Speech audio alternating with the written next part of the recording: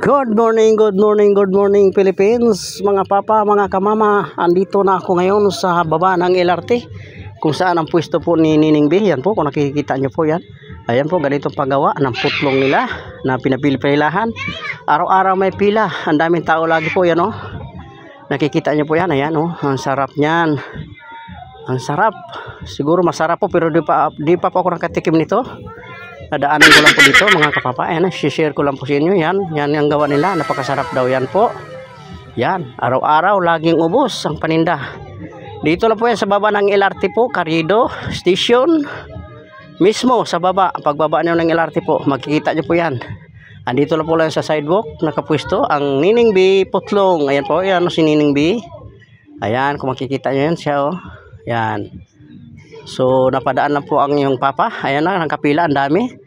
Papunta po ako ngayon sa simbahan. Ayan po. Ayan po, maraming salamat po sa gusto pong pumunta dito.